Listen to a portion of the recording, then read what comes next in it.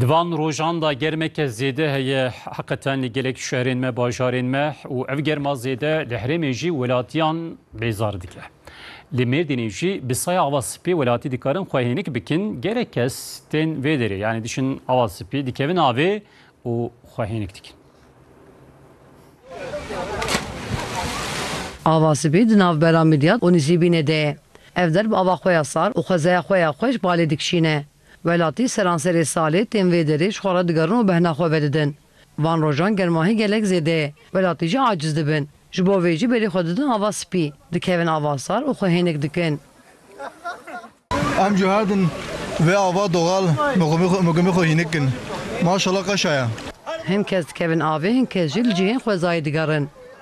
Serê avê cihekî gelkî xweş e. Ji bo av dirgelkî germ min em têne virin dikevin avê de ji bo em xwehînik kin û li timamê Tirkiyeyê têne vir dikevin avê de cihekî gelkî xweş e hînik e. Ev der ji bo turîzmê cihekî girîng e. Her sal ji bajarê din jî gelek kes tên vir.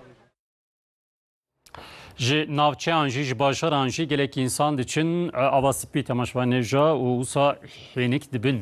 Tabii havîne dünya jî germa jî gelek zêde hakikaten meriv ji germê jî aciz dibe.